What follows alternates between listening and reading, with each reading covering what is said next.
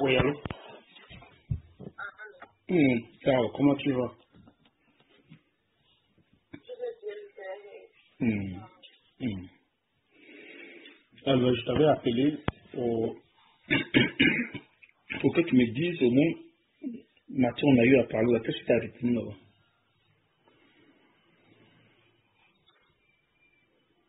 Ce qu'on a dit le matin.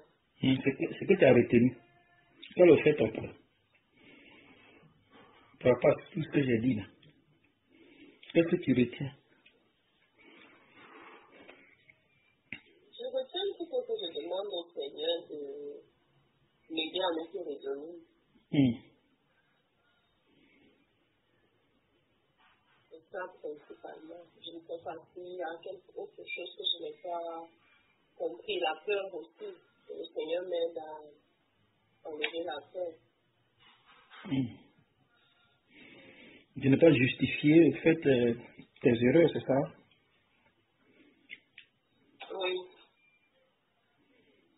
Oui.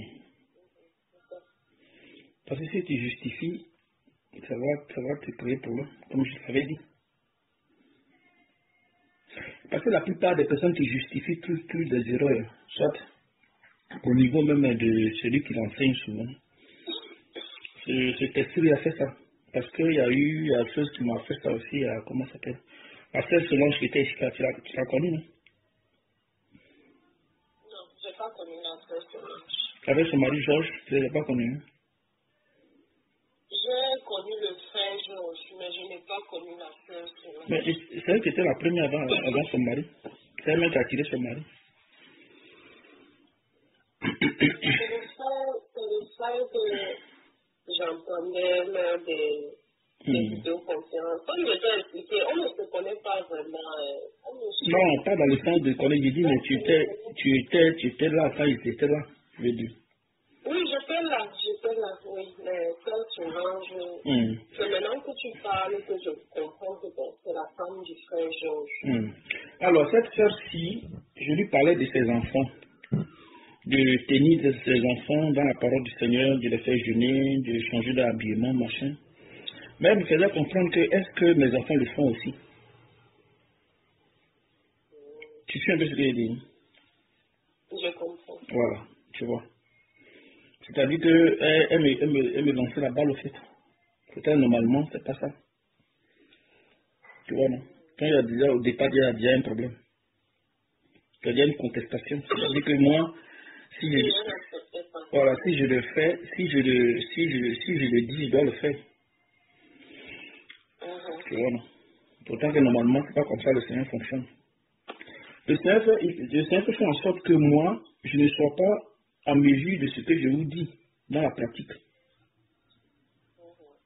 Je ne sais pas si tu comprends un peu ce que je dis. Je comprends bien. Parce que comment le Seigneur fonctionne? Il peut me dire, occupe-toi de mes enfants. Ou bien moi, je lui dis que, moi, vraiment, je veux faire ton travail comme je dois, comme tu le veux. Tu vois un peu, non? Mais en disant cela, ce ne sera pas quelque chose de facile. Donc, pour que j'ai ce dévouement-là, ce que j'ai dit, ça veut dire que avoir ce qui est sorti de ma bouche, il faudrait qu'ils arrivent à mettre au moins la difficulté. C'est la difficulté. Et c'est à partir de là, maintenant, je dois maintenant faire des efforts. Quand il va voir mon effort, là, il saura effectivement que ce qui est sorti de ma bouche, c'est ce qui a pu s'accomplir. Je ne sais pas si tu comprends. Un peu, pas bien, mais je comprends un peu. C'est au niveau de la difficulté là que je l'ai. Alors, c'est comme le Seigneur, je vous dis que, quel exemple je peux donner? Soit il peut te dire que tu seras, ce que tu es en train de faire là, ça va aller. C'est-à-dire que soit il peut te dire que tu vas aller dans un voyage, mais ça va réussir. Tout va bien se passer. Je ne sais pas si tu vois un peu. Les gens vont t'aimer, tu vas manifester l'amour, tu vas faire ceci, tu vas pardonner. Et je ne sais pas si tu comprends un peu. Mais quand il te dit déjà tu vas pardonner là, selon toi, qu'est-ce qu'il veut dire par là? On va te blesser. Voilà. Voilà. Donc là, tu comprends automatiquement que. Voilà. Donc il faut t'attendre. Il faut t'attendre déjà. C'est comme ça on comprend le langage de Dieu. Je ne sais pas si tu comprends un peu. Tu vois un peu ce que je dis, non? Voilà. Donc tu t'attends, Amen. voilà, donc ça dit que le pardon, derrière le pardon, il y a la persécution. C'est pour cette raison on ne veut pas accepter. On ne veut pas accepter, la chair ne veut pas accepter. Parce que c'est pas quelque chose qui vient de la chair. C'est la question de l'esprit. Pourtant, nous savons que la question de la chair ne se soumet pas. Tu vois un peu. Donc, quand il dit au Seigneur que, ah, moi, je suis dispo pour tes enfants, machin, c'est pas quelque chose qui va être facile pour moi. Voilà, c'est quelque chose qui va être difficile. Parce que les gens n'ont pas réussi. Ils n'ont pas réussi à faire ça.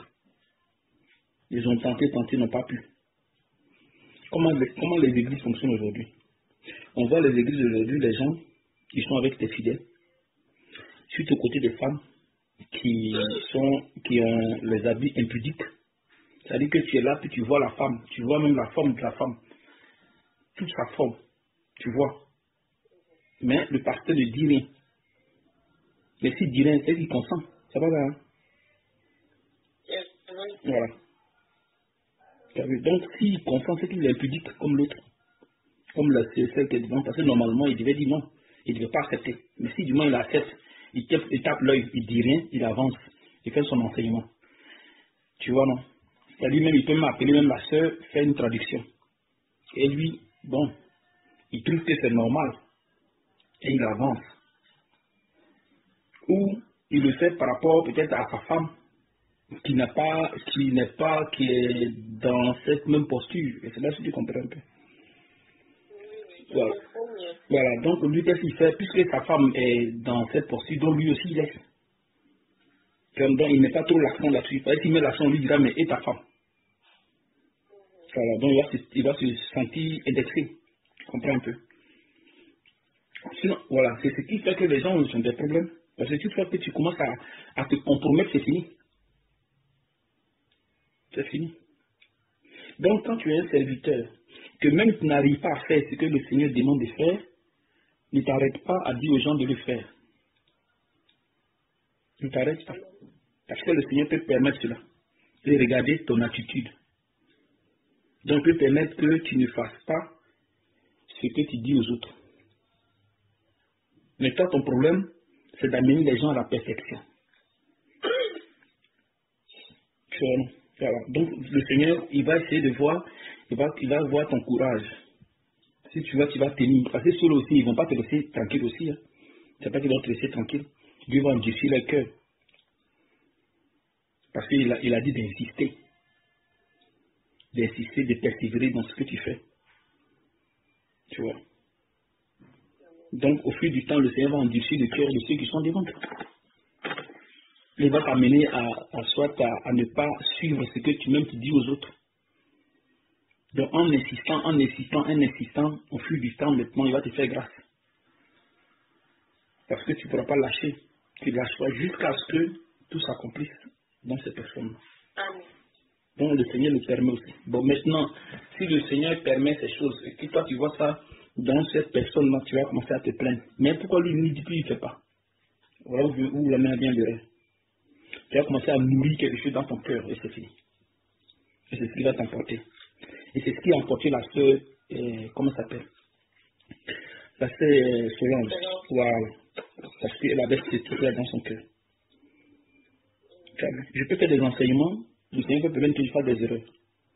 Mais l'erreur que je fais, je ne le fais pas parce que tout ce que Dieu fait, il y a toujours quelque chose derrière.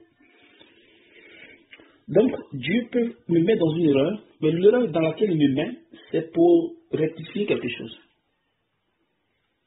C'est-à-dire qu'il y a des gens qui peuvent être parmi nous, mais ils sont là, pas pour avancer dans la connaissance, mais ils sont là pour vouloir, toute fois qu'il y a une petite erreur, allez, ils vont commencer à dire que non, c'est ceci, ça devait être comme ça devait être ceci, ça devait être ceci.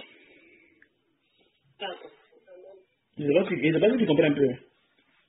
Je comprends bien. Ouais, voilà. Donc le Seigneur peut permettre ça pour que ce qui est dans le cœur soit manifeste. Maintenant, si c'est manifesté maintenant, il faudrait que ça t'amène à la tristesse afin que Dieu enlève. Parce que normalement, vous devez obéir. Donc tout ce qu'il va vous dire, vous dites oui, vous avancez. Parce que là, ce n'est pas votre problème. Lui, il est en contact avec Dieu. Et vous êtes en contact avec lui. Donc il va faire, il va mettre, comment dirais-je, il faudrait qu'il mette le lien. Tiens, non, il faudrait qu'il essaie de voilà, mettre de contact. Donc les gens intermédiaires, tu vois un peu. Amen. Voilà. Donc toute fois que tu viens et tu contestes ce qu'il dit, il va te dire quelque chose, tu ne vas pas croire. Il va te dire ceci, tu vas croire à moitié. Il y a un problème. C'est-à-dire que tu es en train de créer, de générer quelque chose dans le truc sans t'en rendre compte. Sans t'en rendre compte, tu vois. Et ceci va créer des problèmes en toi. Et voilà. Ouais. C'est pour cette raison, c'est très dangereux. C'est très dangereux d'avoir ces gens de choses. Quand Jésus a dit que le royaume des cieux là, c'est comme des petits enfants. C'est-à-dire si vous n'êtes pas comme des petits enfants, vous n'avez pas droit au royaume. C'est pour dire que quand vous venez, vous devez anéantir dans votre esprit votre connaissance. À partir de là maintenant, on peut vous enseigner, on peut vous amener à l'éducation. Parce que vous devez être vous n'êtes pas des petits enfants, vous êtes des grandes personnes. Toi, tu penses que tu dois avoir plus de 30 ans. Hein, tu vois, vous n'êtes pas des petits. Mais devant Dieu, vous êtes des enfants. Par rapport à comment dirais-je, à sa parole. Donc pour éduquer des grandes personnes, il faudrait qu'on amène d'abord ces personnes-là d'abord comme des petits enfants. Et ça veut dire là maintenant, l'enseignement peut maintenant. Sinon, si ce n'est pas le cas, on doit vous prendre comment dire, au niveau de votre âge, au niveau de votre connaissance, on ne peut pas s'en sortir. Parce qu'il n'aura pas l'obéissance. On va s'embrouiller cadeau ici. Tu vois un peu. Voilà. Donc ça, quand le Seigneur dit obéissez, obéissez, obéissez, et c'est pourquoi il le dit, c'est à partir de l'obéissance que vous pouvez obtenir ce qui est en vous, que Dieu a construit, comment dirais-je, il a conçu en vous, parce que c'est chez ceux qui sont conçus. Seulement qu'il faut que ce soit révélé, c'est tout. Donc plus vous êtes obéissant, plus les péchés se révèlent. Plus vous êtes obéissant, plus les péchés se révèlent. Et c'est comme ça qu'on avance. Voilà. Pour que l'amour soit parfait à l'intérieur de vous. Sinon vous allez avoir l'amour à moitié parfait. Et si c'est à moitié parfait, ce qui devait être fait correctement ne sera pas ça. Tu vois. C'est pour cette raison que vous devez être comme des enfants, sans toutefois rechercher à savoir pourquoi c'est ceci, pourquoi c'est cela, chercher des trucs, non. Si vous avez ce genre d'esprit-là, demandez à Dieu pour que ça quitte pour vous. Sinon, ça va vous créer des problèmes. Dieu ne regarde pas tout ce que je fais parce que ceci, machin, pour moi juger devant vous. Non, Dieu ne fonctionne pas comme ça. Quand il me met dans une erreur, c'est lui qui le fait. Mais il attend quelque chose. Pourquoi il a fait, il fait. Tu vois. Donc vous avancez seulement, point, ça s'arrête là. Ne restez pas là à vouloir juger, non, ça doit être comme ça, non, ça devait être ici, non, pourquoi l'autre est comme ça, pourquoi, non. En faisant cela, tu as fait une comparaison, ça devient un problème. Parce que Dieu n'est pas dans, il ne fonctionne pas de manière, il ne fonctionne pas en série. Dieu ne fonctionne pas comme ça. Il fonctionne pas non, Dieu ne fonctionne pas comme ça. C'est les êtres humains qui fonctionnent en série, mais Dieu ne fonctionne pas en série.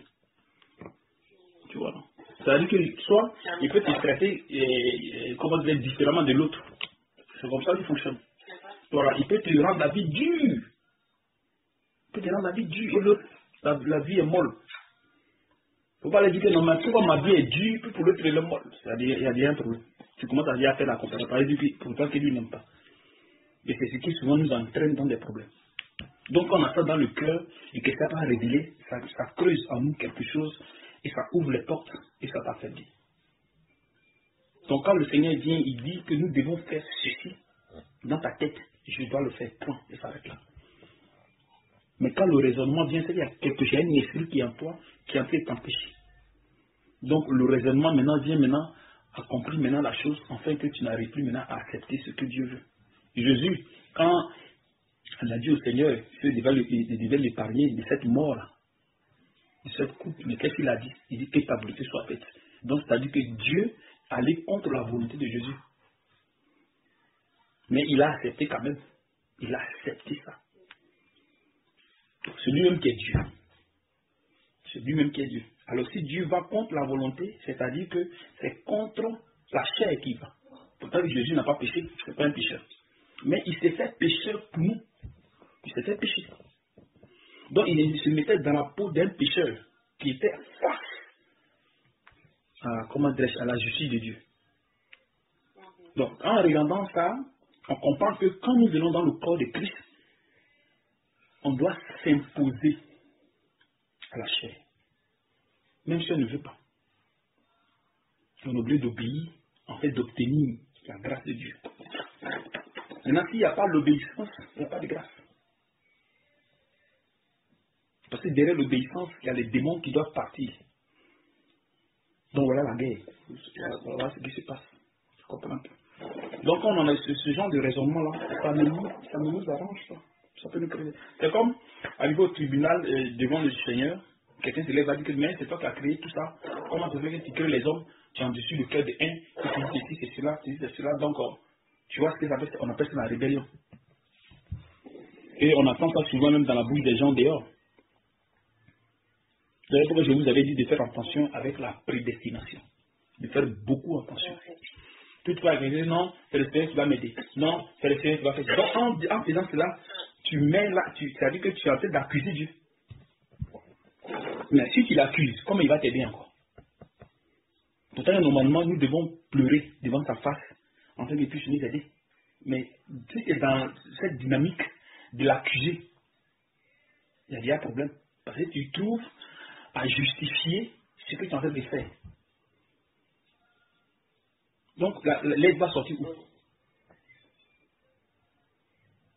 Pourtant que lui-même il a supplié celui qui pouvait le sauver de la mort avec des gémissements, des prières, des supplications. Donc, normalement, c'est ce que nous devons faire. Donc, ça veut dire que si nous posons un acte, on doit s'inquiéter. Ça veut dire que ça doit nous amener à la tristesse. Parce que si tu as cette conception, ça ne t'amène pas à la tristesse. Non.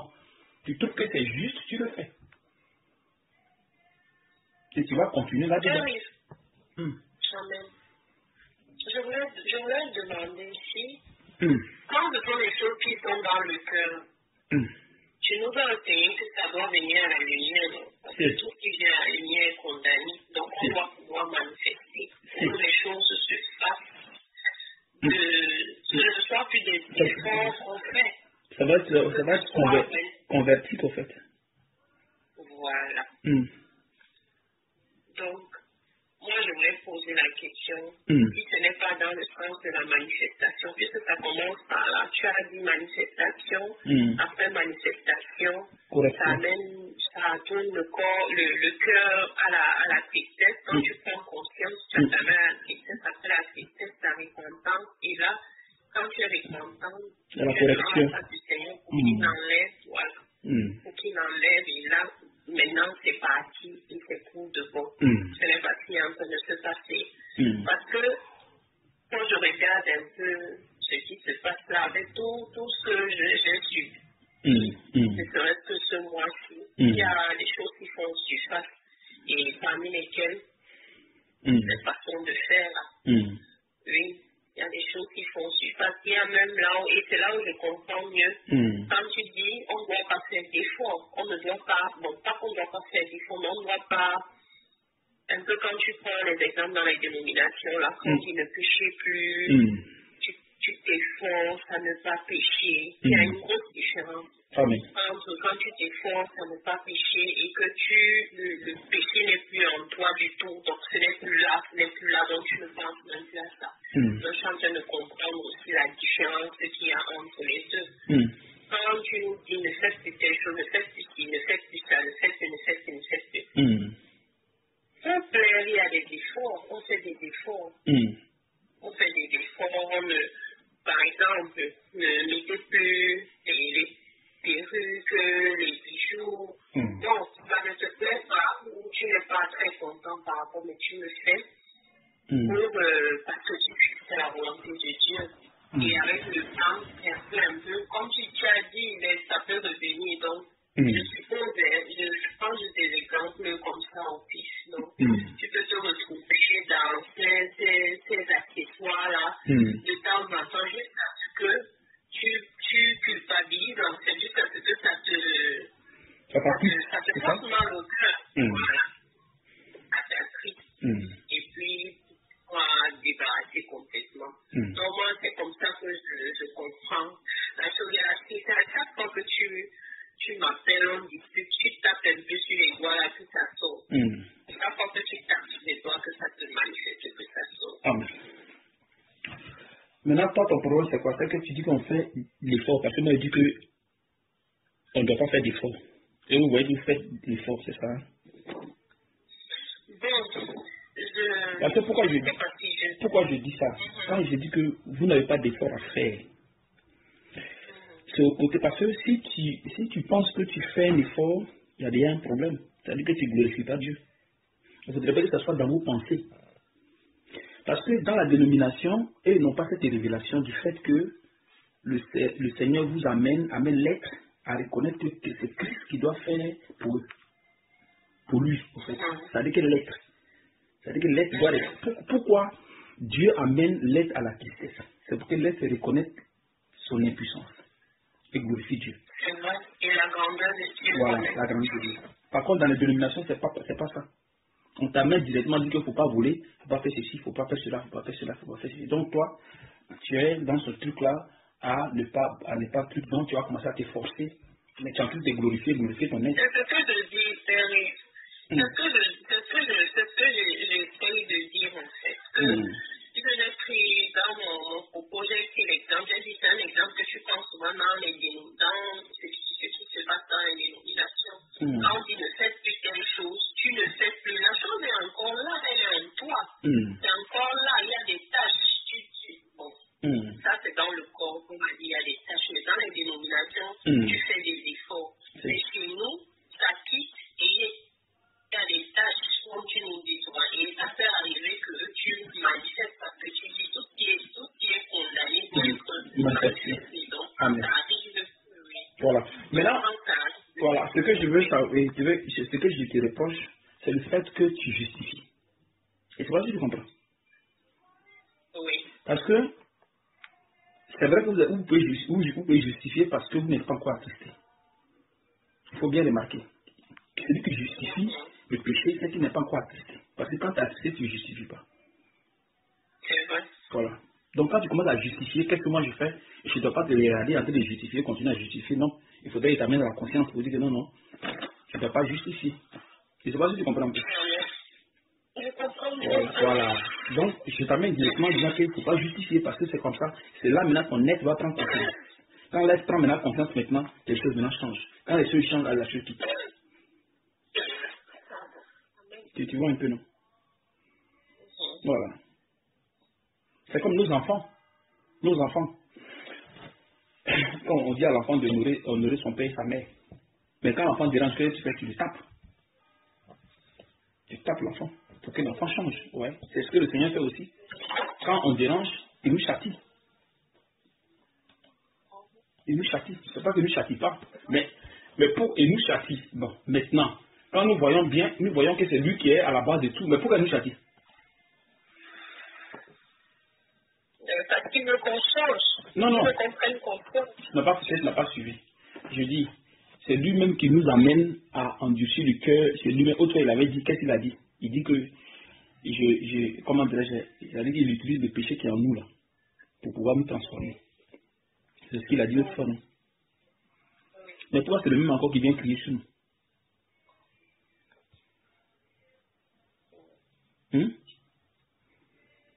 Parce qu'il ne peut pas, parce qu'il a le père, non. Il faut qu'il discipline. Comme tu l'as dit, les enfants qui dérangent, ils vont pouvoir.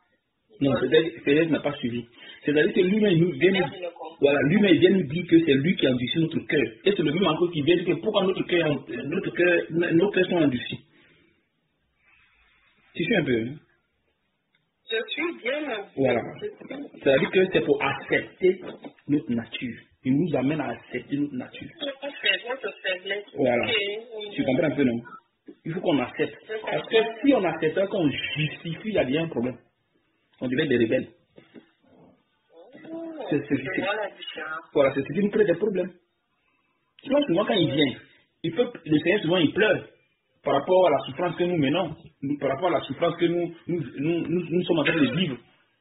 Parce qu'on essaie de dire, on veut le faire, on rentre dans la prière, tous les jours, on prie, on pleure, mais tu tombes. Et ça va, tu comprends un peu. Je comprends. Voilà.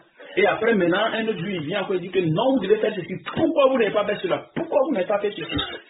Tu comprends un peu, non? Amen. Voilà, pour ne pas qu'on mélange les choses en disant que non, tu as prédestiné, non, c'est ceci, c'est cela, pour ne pas qu'on ait ce genre de raisonnement. Il faudrait que chaque chose soit dans son cadre, en fait. Comme je l'ai dit tout le temps. Donc là, c'est comme ça, les choses sont bien, tout est bien coordonné et on avance dans la foi. Tu vois, non? C'est-à-dire que notre aide doit reconnaître que c'est lui qui nous a fait comme il veut. Il punit qui il veut, voilà. Il fait grâce à qui il veut. Quand l'être comprend ça maintenant, c'est fini. Mais quand l'être ne comprend pas, l'être doit commencer à dire que non, j'ai lu dans les livres, c'est toi qui as endurci le cœur. Pourquoi encore c'est toi encore le même encore qui vient nous fatiguer? C'est dire, tu vois ce que ça fait déjà. Donc, quand on vous enseigne, ça va être dans votre esprit, vous allez commencer, mais comment ça fait que c'est le Dieu là qui fait encore ça? Puis il fait encore ça, il fait encore ça. Donc, le truc est dans ton cœur, mais il faut que ça quitte. Voilà, il faut que ça quitte pour que son amour soit parfait. Et si ça ne quitte pas, tu vois, dans ton cœur, tu es rebelle contre lui. Voilà. Parce que ça ne va pas t'amener à la confiance. Et si tu n'amènes pas la confiance, ça ne t'amène pas la tristesse, ça ne t'amène pas la conscience. Si tu n'amènes pas la conscience, ça ne va pas quitter. Donc ça va rester là, puis ça va te ronger. Ça va créer encore d'autres choses. Et c'est comme ça, tu vas t'entraîner dans la chair et c'est fini, c'est parti. Tu vois un peu. On va lire Hébreux 12.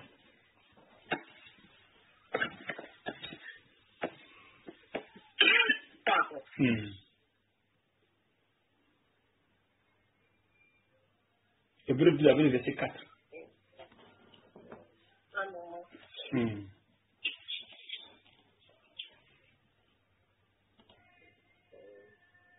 Est-ce que vous comprenez maintenant pourquoi le Seigneur comment dirais-je, c'est-à-dire qu'il fonctionne comme si il nous amène dans le système de famille. Vous comprenez pourquoi maintenant? C'est-à-dire que la famille, le père, les enfants sont là, les filles sont là. Je ne sais pas si tu comprends un peu. Oui. Vous comprenez pourquoi il fait ça maintenant? Pourquoi il a fait c'est vrai que c'est quand tu expliques un peu à l'antenne, c'est clair. Parce que je ne peux pas avoir la compréhension là et ne pas être triste. C'est ça. Donc, c'est quand tu expliques que le Seigneur cherchera un peu, je comprends. Amen. Donc, quand il nous met dans ce truc de famille-là, ça nous amène à être plus encore obéissants. Parce que plus on est obéissant, plus les esprits qui sont cachés en nous là se manifestent. Plus on est obéissant, ça se manifeste. Tu vois? Parce qu'il y a les esprits qui sont là, qu'on ne sait même pas. Mais ouais, les esprits sont là. Quelqu'un qui a vécu au moins 40 ans, ou bien peut-être 30 ans, ou bien 20 ans, il faut te dire, qu'est-ce que la personne n'a pas fait? Qu'est-ce qu'elle a eu à faire? Plein. On ne peut pas se rappeler de toutes ces choses-là. Donc les choses-là sont cachées, à l'intérieur du cœur. Maintenant, ce qui manifeste cela, c'est la foi. Parce que sans la foi, on ne peut pas lui être agréable. Tu peux avoir la possibilité, tu peux avoir la chance que quelqu'un t'enlève soit esprit de mensonge, esprit de vol, esprit de ceci, cela. Bon, maintenant, si la personne a enlevé là, est-ce que la personne a la capacité de remplacer cette partie à la loi de Dieu? Parce que c'est ça le problème. Il ne s'agit pas seulement d'enlever l'esprit, mais il faut conduire la personne à la justice de Dieu. En fait, il faut forcer à revenir. Tu vois? L'esprit revient. C'est ce qui crée des problèmes. Donc les gens délivrent les gens, mais à la fin, c'est chose. À la fin, c'est pareil. Les trucs ne changent pas. Sinon, dans les églises, on délivre les gens. On délivre les gens. Mais à la fin, là, c'est la même chose, tu vois un peu. Donc ça dit qu'il y a quelque chose qui n'a pas été fait. Alors si tu n'as pas la capacité de remplacer ce qui est quitté, pourquoi maintenant tu le fais? Parce qu'il faut avoir la capacité. Quand tu enlèves un esprit, c'est-à-dire un esprit de, comment on appelle ça, soit de vol, de mensonge, de rébellion, toutes ces choses-là. Quand tu enlèves ces choses, il faut maintenant que tu remplaces ces choses à la loi de Dieu. En fait que la personne maintenant marche selon la volonté. Amen. On peut enlever peut-être quelqu'un à mot de tête. Bon là c'est autre chose, mot de tête, ça n'a rien à voir avec quelqu'un qui est impoli, quelqu'un qui qui est rebelle. Maux de ventre, bon, c'est des maladies. Et ça va si tu comprends un peu. C'est pas, si on parle de maux de ventre, si on parle de la maladie de maux de ventre, est-ce que ça va t'empêcher de ne pas être ce que tu es? Ça ne va rien changer, non? Ça ne change rien, tu vois. C'est seulement maux de ventre que vous enlevez, ou bien tu as un kyste quelque part, ou bien tu as un cancer quelque part, on enlève le cancer, il n'y a pas de problème. Dieu te fait grâce par rapport à ta foi. Mais tu restes le même. Donc, c'est là le gros problème. Maintenant, Dieu veut nous enlever ces maladies plus qu'enseigner notre personne. On fait que nous toucher marcher correctement. Parce que tant que... Il veut même transformer notre personne. Enlever même les maladies, il utilise les maladies là encore pour nous transformer. Voilà, c'est ça qu'il veut, transformer notre personne. Mais lui-même a dit ça. Il dit qu'il va, lui-même, il va vous former. Lui-même, il va vous former. Tu vois. Donc, une rééducation totale. Amen. Donc, ça veut dire qu'un cœur nouveau, un esprit nouveau. Et les gens pensent qu'en lisant la Bible, c'est quelque chose de facile. Non, c'est faux. Il faut vivre pour comprendre ces choses-là. Tu vois un peu. Amen. Cher Hébreu 13. Hébreu 12. Verset 4. Hébreu 12. Verset 4. Je lis. Vous n'avez pas encore résisté jusqu'au sang en luttant contre le péché. Et vous avez oublié l'exhortation qui vous est adressée comme à des fils. Mon fils, ne méprise pas le châtiment du Seigneur et ne perds pas courage lorsqu'il te reprend. Car le Seigneur châtie celui qui l'aime et il frappe de la verge tout ce qu'il reconnaît pour ses fils. Voilà. Donc, ça veut dire qu'il y a un châtiment qui est là pour ceux qui désobéissent. Donc, si tu manifestes quelque chose et que ça ne t'amène pas la tristesse, tu continues dedans, il y a le châtiment qui est derrière. Par exemple, à chaque fois que je viens là, je vous dis non, telle chose, telle chose, telle chose, telle chose, telle chose, telle chose. Tu vois un peu. Amen. Donc, si vous avez déjà cette volonté de vouloir gêner, c'est bien une bonne chose. Parce que c'est en gênant là que le Seigneur va vous amener la capacité. Mais si au côté du jeune encore vous dérangez encore, il y a déjà un problème. S'il y a déjà à justifier, parce que c'est ceci, parce que c'est ceci, ça vous crée déjà un problème. Voilà, c'est pour ça que vous devez vous attacher aux jeunes, à la prière, aux jeunes, à la prière. Et heureusement que le Dieu est là, pour ceux qui sont faits dans la prière, mais au moins le Dieu est là, quand ça tourne dans l'esprit, quand ça tourne dans la tête, ça agit sur l'être intérieur. Et ça affaiblit les esprits. Tu vas voir que tu vas cracher, tu vas voir que tu vas faire un peu de pépette, tu vas faire un peu de pipi, machin, tout ça, ça commence à affaiblir. Tu vois, vas-y. Verset 7. Supportez le châtiment. C'est comme des fils que Dieu vous traite. Car quel est le fils qu'un père ne châtie pas? Voilà. Tu as vu ça? Donc, ça dit que dans son œuvre, il y a le châtiment. Donc, s'il y a le châtiment, il y a des gens qui seront têtus. Amen. Voilà. Amen. Vas-y. Mais si vous êtes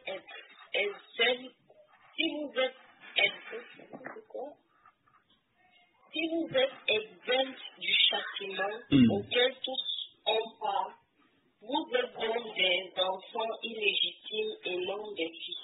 C'est-à-dire que si vous n'êtes pas, si vous tous, on doit vous châtier tous, parce qu'il n'y a pas de différence entre vous, il n'y a pas de différence. Et c'est pas si tu vois un peu. Voilà. Il n'y a pas de différence d'enfants. Voilà, il n'y a pas de différence d'enfants. Si on n'avait pas droit au châtiment, voilà. On peut écarter le châtiment ou quelque chose comme ça. Voilà, c'est-à-dire que quoi, si Dieu doit châtier tout le monde, quel est maintenant votre droit d'enfant? Vous n'avez pas ce droit-là. Parce que hors il vous châtie pareil que les autres qui sont dehors. Donc, ça veut dire que vos châtiments n'ont rien à voir avec ceux qui sont dehors. Tu vois. Donc, il veut vous châtier pour une raison. Donc, si vous allez commencer à dire, mais pourquoi il me châtie? Pourquoi il fait ceci? C'est-à-dire que tu ne reconnais pas ce qu'il est en train de faire. C'est là le problème. Il faut reconnaître. En te châtiant même, tu dois même pleurer. C'est comme un enfant qu'on tape et il dit à son père, mais pourquoi tu me tapes? Et il se fâche. Il y a un problème. Mais il aurait dû au moins pleurer. Tu vois, non? Donc en pleurant, le père va prendre pitié et il va le lâcher. Mais s'il résiste, tu vois qu'il y a quelque chose qui ne va pas. Peut-être que la personne ne reconnaît pas le péché que la personne a manifesté. C'est vrai. Voilà. Donc, automatiquement, il devient rebelle. D'ailleurs, puisque nos pères, selon la chair, nous ont châtiés et que nous les avons respectés, voilà. ne devons-nous pas, à bien plus forte raison, nous soumettre au Père des esprits pour avoir la vie?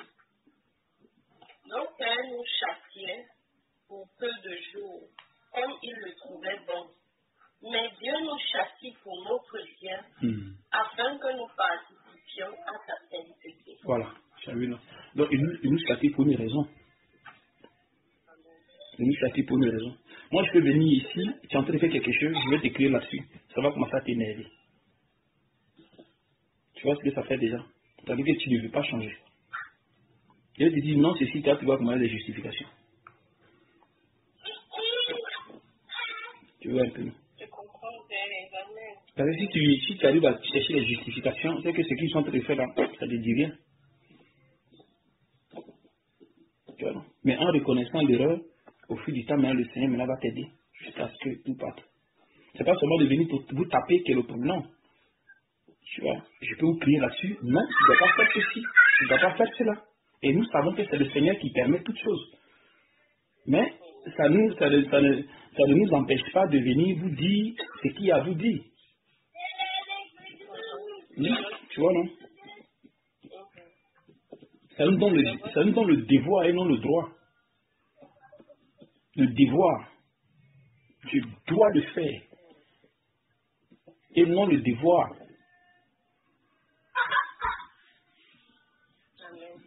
Non, le devoir et non le droit. Je ne sais pas si tu comprends un peu ce que je dis. Je comprends. Voilà. C'est-à-dire que pour moi, c'est un impératif. C'est une obligation. Comme Paul même doit dire, tu peux parler de l'évangile. Voilà. Donc je dois toujours vous interpeller. Toujours vous interpeller. Que ce soit la nuit ou que ce soit quoi que ce soit, je dois vous interpeller. Jusqu'à ce que ça vous change. Parce que si je ne fais pas ça, vous-même, vous serez entraîné, moi je serai entraîné. Ça, il n'y a rien à faire. On sera tous deux entraînés. Et si on est entraîné, ça ne va pas nous arranger. On va rejoindre les dénominations forcées. Tu vois un peu là. Donc le châtiment chez Dieu, ça existe. Le châtiment existe. Ça ne pas que ça n'existe pas, ça existe. Même. Tu vois un peu. Maintenant, avec tout ce que nous vivons, nous comprenons que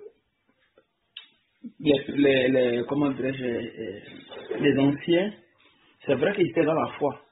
Mais est-ce qu'ils avaient cette mesure de foi pour garder ce comportement de Dieu jusqu'à ce que le Seigneur vienne? Est-ce qu'ils avaient cette foi? Selon toi? Les anciens, aux côtés de l'apôtre Paul. Non, c'est pas pareil. Est-ce qu'ils avaient cette foi-là? Parce que la foi, mais c'est pas pareil. C'est qu'on vit maintenant. Alors, on va lire Éphésiens 4, le fameux verset. Éphésiens 4 avec le verset 11.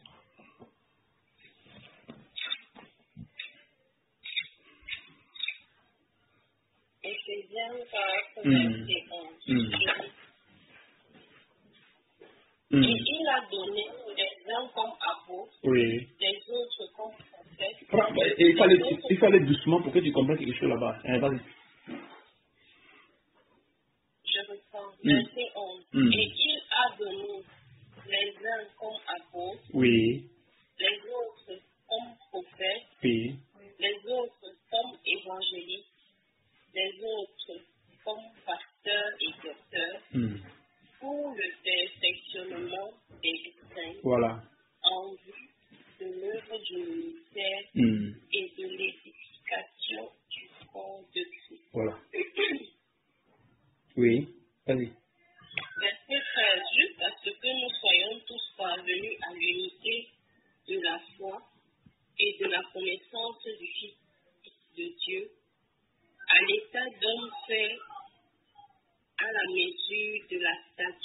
parfait de Christ. Voilà. Bon, maintenant, si tu as la mesure de la statue parfaite de Christ. Bon, continue. Vas-y. Afin que nous ne soyons plus des enfants flottants et emportés à tout vent de doctrine. Voilà. Par la tromperie des hommes, par leur ruse, dans les moyens de séduction. Voilà. Donc, ça veut dire que... Amen. Maintenant, si nous avons ce statut de Jésus-là, est-ce qu'on pourra être emporté? Non. Voilà. Donc, si on n'est pas emporté, on ne sera pas emporté par le péché. C'est pas ça? C'est ça. Donc, maintenant, est-ce que Paul a pu faire ça?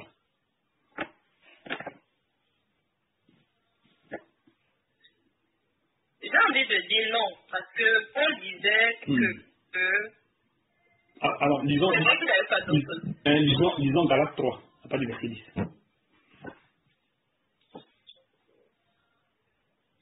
Disons Galates 3, à partir du verset 10. Galates 3, verset 10. Car tous ceux qui s'attachent aux œuvres de la loi sont sous la malédiction. Car non, attends. Non, attends. À partir du verset 1, pardon, s'il te plaît. Verset 1. Ok. Galates 3, verset 1.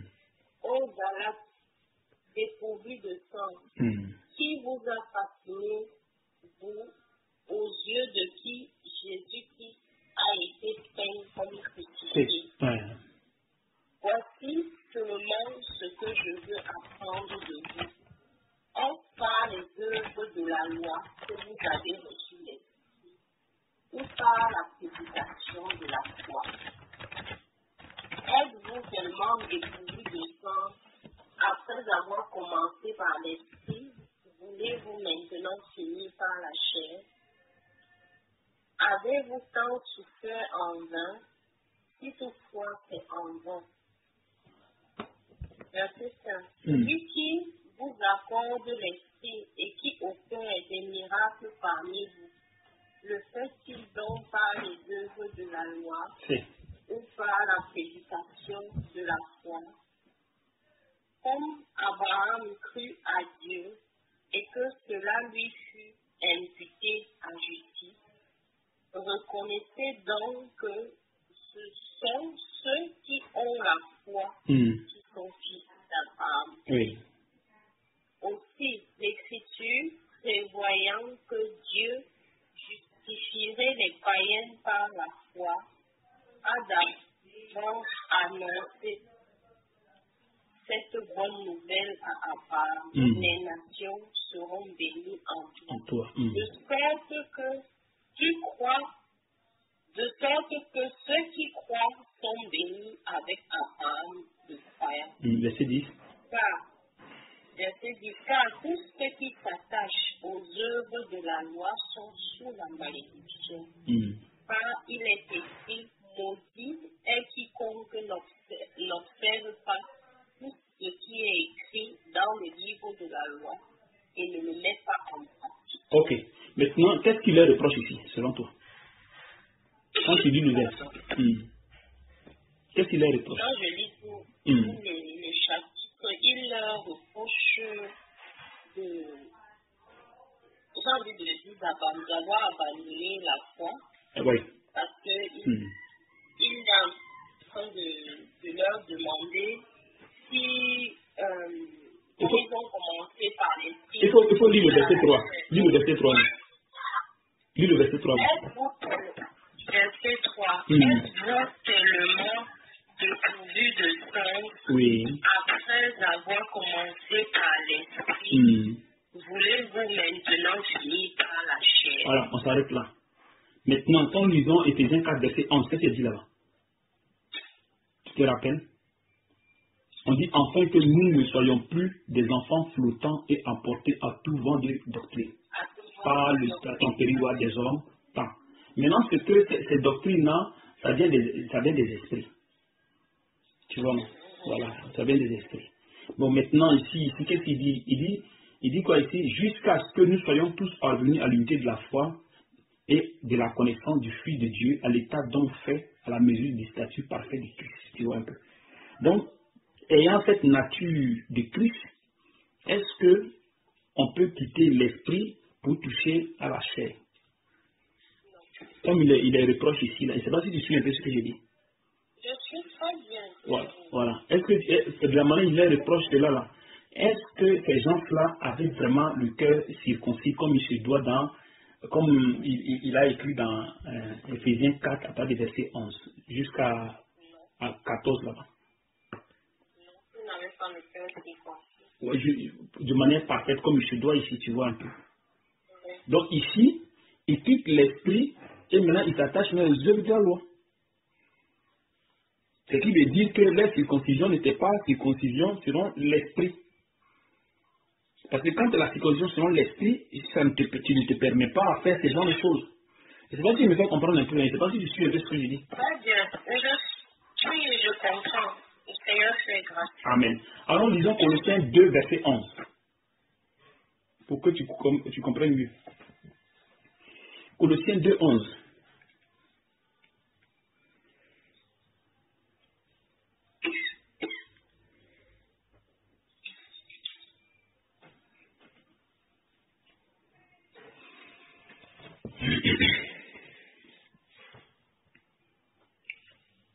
Colossiens 2, 11.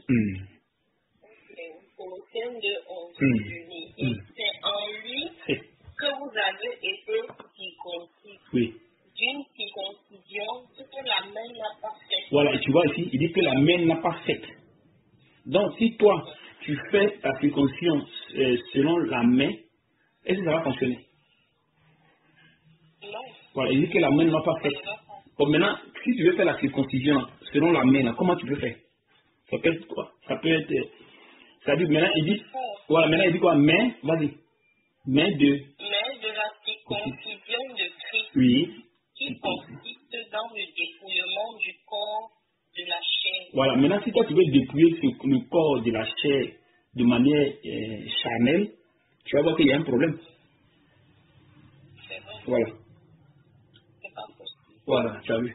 Donc, si toi, tu ne mets plus les perruques, de manière physique, tu as enlevé. Mais si le Seigneur ne vient pas dans ton cœur pour te montrer à l'intérieur de toi que cet esprit, ce tact que tu as posé là, en enlevant les mèches là, l'esprit des mèches là est dans ton cœur, si tu n'as pas révélé, tu ne le sauras jamais. Donc tu vas te dire que non, tu es libre sans problème. Voilà. Tu vas te dire que tu es libre. Donc étant comme ça, pour Jésus, tu n'es pas libre. Pour Jésus, tu es encore souillé. Parce qu'il dit que c'est du cœur que se trouvent toutes ces choses-là. L'adultère, comment dirais-je, les meurtres, les faux témoignages. Tu vois, non? C'est ce qui est dans le cœur qui souille. Voilà, tu as vu. Il y a des taches à l'intérieur du cœur. Donc, si tu as les mèches sur la tête, il faut te dire que le fait que tu as pris ce courage de mettre les mèches, c'est-à-dire désobéir à Dieu, il faut te dire que cette tache-là est sur ton cœur. Alors, si soit tu n'as pas été circoncis du cœur par rapport aux mèches, à la longue, tu vas retourner aux mèches. À la longue, tu vas retourner aux mèches. Parce que les désirs sont là. Donc, tu te dis, bon, l'esprit vous dit, ne faites pas ceci. Vous allez commencer à ne plus faire. Ne mentez pas, vous allez commencer à ne plus mentir, parce qu'on vous le dit. Mais avec le temps, un peu, la chair va commencer à reprendre sa nature. Donc, vous quittez maintenant de la justice de Dieu à la chair. Voilà. Parce que quoi? Parce que vous n'avez pas cette force de tenir devant le péché. Puisque le péché est conçu en nous. Nous sommes nés dans l'iniquité conçue dans le péché, donc le péché est conçu en nous. Nous sommes liés à la source du péché qui est l'iniquité. Donc le péché est là. Donc si soit on nous dit, ne portez pas les mèches, ne mentez pas, comportez-vous bien, faites ceci, faites cela. Bon, ça va t'épater, tu es content. Mais à un moment donné, il faut te dire qu'au fil du temps, si le cœur n'est pas dépouillé, c'est fini. Et c'est ce truc que les gens, ils reprochent aux Galates ici. Il faut lire Romains 6, à partir du verset 11.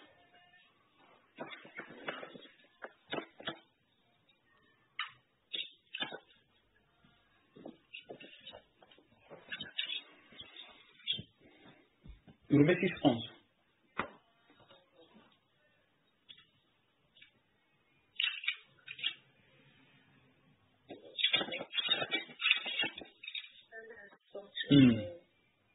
Cherche la page. Ok, Romains 6, verset 11. Je lis.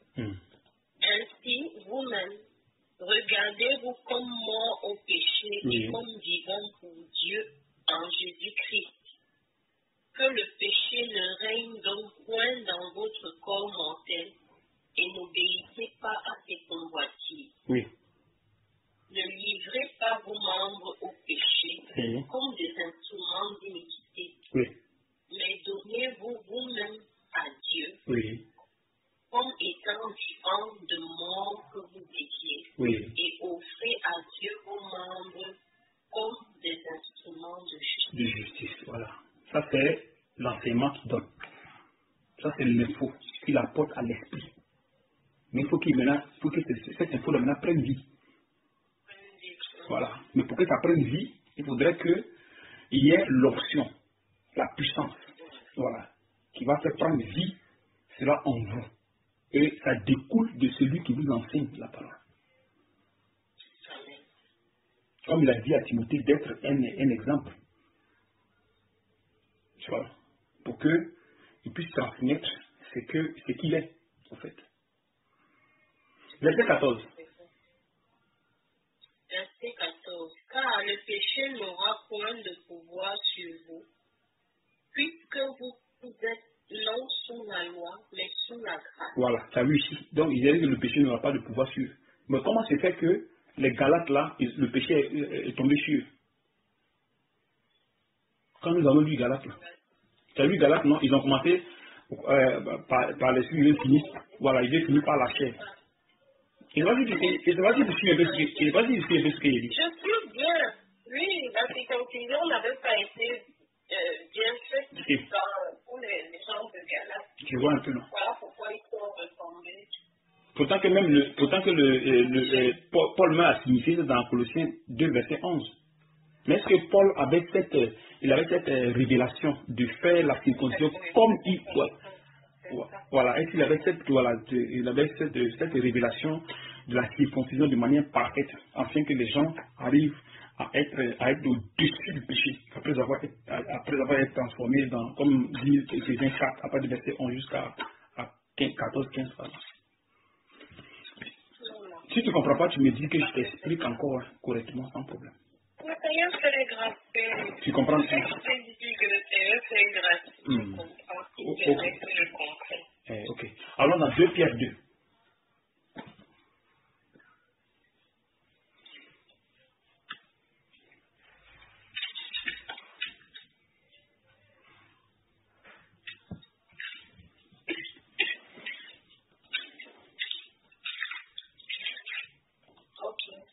À partir du verset 1.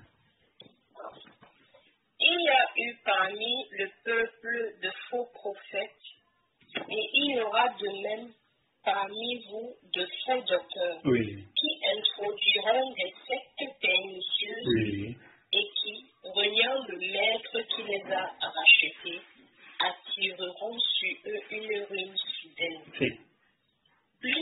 Plusieurs les suivront dans leur dissolution, et la voix de la vérité sera calomniée à cause d'eux. Donc tu comprends maintenant? Donc ils vont quitter l'esprit pour s'attacher à la chair. Donc ils vont quitter le mensonge et la vérité pour les ténèbres. Et nous avons vu dans Éphésiens 4, 11, du fait que quand on a la statue parfaite de Christ, on n'a plus à on peut plus aller, on peut plus traîner dans ses enseignements. Donc même s'il y a les faux apôtres, tu pourras tenir. Mais ce n'est pas le cas. Tu vois un peu. Lisons. Et tu as fini? Dissolution, tu étais où? Oui. J'ai fini le chapitre verset 2. Plusieurs les suivront dans leur dissolution, et la voix de la vérité sera calomniée à cause d'eux. Verset 3. Par cupidité, ils trafiqueront de vous au moyen de paroles trompeuses, eux que menace depuis longtemps la condamnation et dont la ruine ne sommeille pas. Donc, ça veut dire qu'il est en train de prophétiser. Donc, il y a des choses qui vont arriver à ces personnes. Donc, ça veut dire que leur foi ne pourra pas tenir à la société. Donc, ils seront entraînés.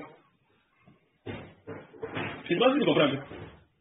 Je comprends très bien. La condamnation menace. Voilà. Tu vois un peu là. Amen. Lisons Actes 20, verset 28.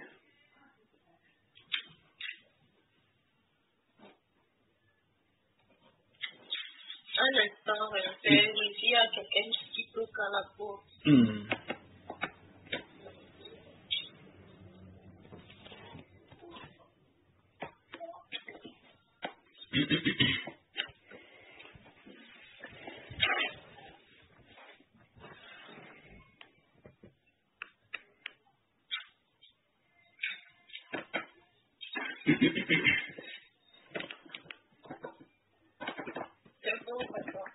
Vas-y.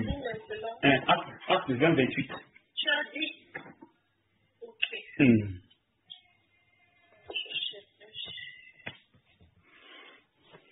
Acte 20, 28.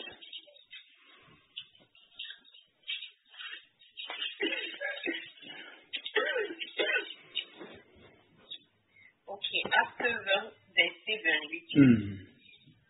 Prenez donc garde à vous-même et à tout le troupeau sur lequel le Saint-Esprit vous a établi évêque pour être l'Église du Seigneur qu'il s'est acquis par son propre sang. Verset 29. Je sais qu'il s'introduira parmi vous, après mon départ, des loups cruels qui n'épargneront pas le troupeau, et qu'il s'élèvera du milieu de vous des hommes qui enseigneront des choses pernicieuses pour entraîner les disciples après eux. Tu comprends? Veillez donc.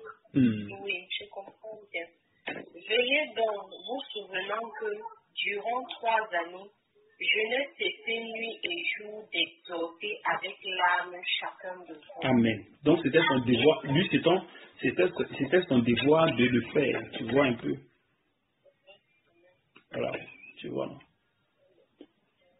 Donc il vient leur dire ici qu'il y aura des trucs qui vont s'introduire et il y aura des enseignements qui vont les entraîner dans le désordre total, dans le chaos. Donc c'est-à-dire que leur foi là, c'est pas ça. C'est normalement quand la foi est bien fondée, même s'il y a les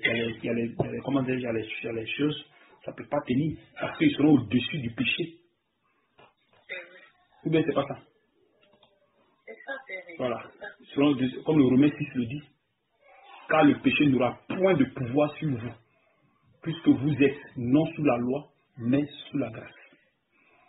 Mais pour que ceci s'accomplisse, il faut que le cœur soit circoncis.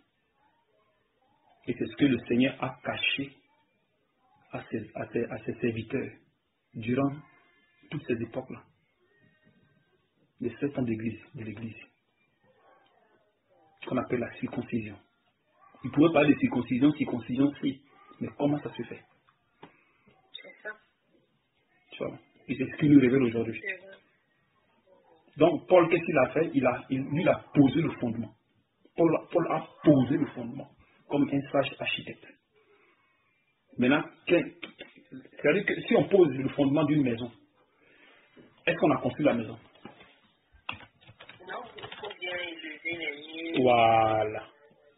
Donc, ceux qui vont venir maintenant, ils vont maintenant lever maintenant les murs pour faire, ils vont maintenant faire paraître maintenant la maison. C'est pas ça. Et maintenant, détailler à l'intérieur maintenant les chambres, le salon. Et là, maintenant, on commence à comprendre maintenant tous les détails de la maison. Voilà. Donc, lui, il a posé le fondement. C'est pour ça que les gens, quand tu viens et que tu édifies pas sur le fondement de Paul, tu es mort. C'est fini pour toi. Donc, puisque le fondement maintenant est posé, maintenant, il faut rentrer maintenant dans les détails pour que la maison soit construite. Voilà, pour que la maison soit construite. Et c'est ce que le Seigneur n'a pas montré. Ça, c'est révélation qu'il a cachée. Tu vois un peu. Tu suis un peu, non?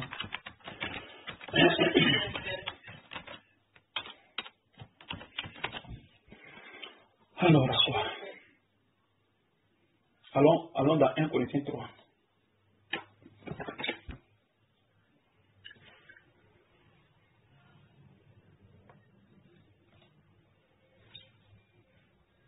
Un Corinthiens 3.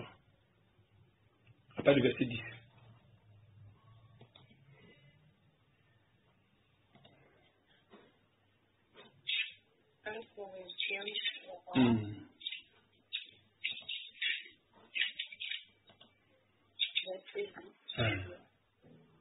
Selon la grâce de Dieu qui m'a été donnée, j'ai posé le fondement comme un sage architecte et un autre bâti dessus. Oui. Mais que chacun prenne garde à la manière dont il bâtit dessus. Car personne ne peut poser un autre fondement que celui qui a été posé, savoir Jésus-Christ. C'est-à-dire que la vérité. Oh, amen. La foi. Vas-y. Or, si quelqu'un bâtit sur ce fondement avec de l'or, de l'argent, des pierres précieuses, du bois, du foin, du chaume, l'œuvre de chacun sera manifestée. Car le jour la fera connaître, parce qu'elle se révélera dans le feu, et le feu éprouvera ce qu'est l'œuvre de chacun. Voilà. Donc, ça veut dire que si moi je viens, je pose le fondement, il a posé le fondement, je viens édifier là-dessus. Tu vois? Si je ne le fais pas comme il se doit, qu'est-ce qui va se passer? C'est-à-dire que si je le fais selon la chair, je produirai les désirs de la chair. Voilà. Si je le fais selon l'esprit, alors je produirai le fruit de l'esprit. Tu vois un peu. Voilà pourquoi beaucoup, quand les gens sont venus, ils ont posé le fondement, mais ils ont posé le fondement selon la chair. Donc ça les a entraînés dans le désordre. Voilà. Et là, quand le frère Junior est venu, il est venu, il a édifié sur le fondement de Paul. Il est resté dans l'écriture. Quand moi je suis venu, allez, je suis resté dans l'écriture en le suivant. Donc lui il a suivi Paul et moi je l'ai suivi. C'est ce qui nous donne le résultat aujourd'hui. Si lui il était allé contre, il allait enseigner autre chose. Moi j'allais m'entraîner, je serais entraîné. Et ça ne donnerait pas ce que ça donne aujourd'hui. Parce que je sais qu'il y a beaucoup qui sont allés contre ces écritures, mais aujourd'hui là, c'est pas ça. Beaucoup sont allés contre ces écritures. Des gens même que le Seigneur lui dit, bon, prends celui-là, il va faire des choses, il va être prends-le. Allez. Hein, les gens sont allés contre ces écritures. Parce que j'ai échangé avec ces personnes-là. C'est pas qu'on dit, mais moi-même, j'ai échangé avec ces gens-là. Tu vois un peu. Donc Paul a posé le fondement, il fallait maintenant développer, il fallait maintenant construire maintenant cette maison. Pour faire de ressortir maintenant tous les détails. Et c'est ce que nous sommes en train de faire aujourd'hui. Donc Dieu avait scellé cela dans l'esprit de l'homme. Donc tous les prophètes messagers qui sont venus sur les 7 ans de l'Église, ils n'avaient pas cette révélation. Tu suis un peu ce que j'ai dit? Je suis bien. Voilà. Il n'avait pas cette révélation. Voilà, il n'avait pas la révélation de la circoncision. Non. Il pouvait dire que bon, on se dépouille, on enlève les mèches, on enlève le pantalon, on enlève ceci, on enlève cela, mais au côté du cœur. Non. Voilà, au côté du cœur, c'est pas ça. Voilà pourquoi le Seigneur ne pouvait pas venir. Donc rien ne pouvait le précipiter sur la terre. Ils ont eu la foi, guérir, faire des prophéties, donner des paroles de connaissance, faire ceci, faire cela. Mais au niveau de la circoncision, il y avait problème. au niveau de la circoncision. C'est ce qui précipite Christ sur la terre. C'est ce qui fait que Christ descend.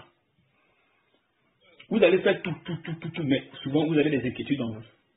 Vous avez des murmures. Vous arrivez à des mois vous pardonnez, à des mois vous ne pardonnez pas. C'est-à-dire il y a l'imperfection en fait, il y a quelque chose qui ne va pas. Pourtant qu'il a besoin des gens sans tache ni ruiner le semblable irrépréhensible saint. Donc il faut maintenant aller dans le cœur, rechercher maintenant tous les trucs qui sont cachés. Mais pour rechercher les choses qui sont cachées dans le cœur, il faut l'obéissance totale. C'est-à-dire que l'obéissance, accepter tout ce qui arrive, les persécutions, tout ça, se détacher de l'amour comment dirais-je, de la chair. Parce que si vous n'avez pas le cœur qui est concis, vous allez manifester l'amour de la chair, croyant que vous êtes en train de manifester l'amour de Christ. Voilà. Croyant que vous êtes en train de manifester l'amour de Christ. Mais au fond, vous manifestez l'amour de la chair. Parce que vous ne donnez pas la position de la souffrance. Pourtant, c'est à partir de la souffrance qu'on est transformé. Voilà. L'épreuve de votre foi produit la patience. Mais il faut que cette patience accomplisse parfaitement son œuvre. Afin qu'il ne faille en rien.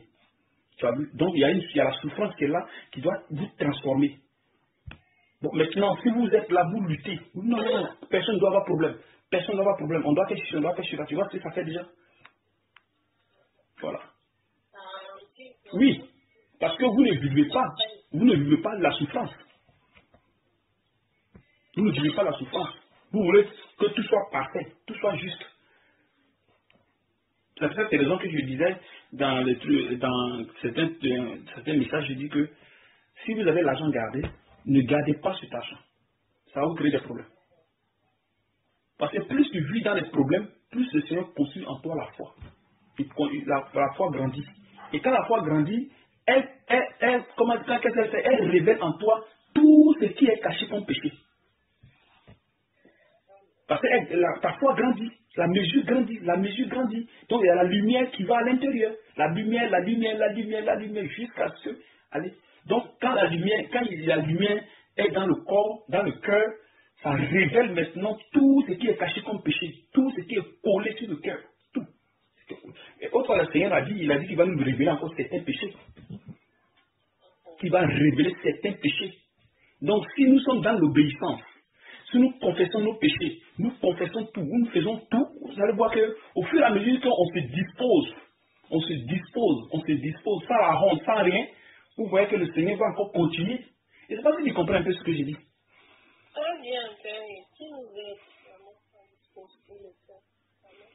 Tu vois un peu. Maintenant, lisons Apocalypse 5, après le verset 1.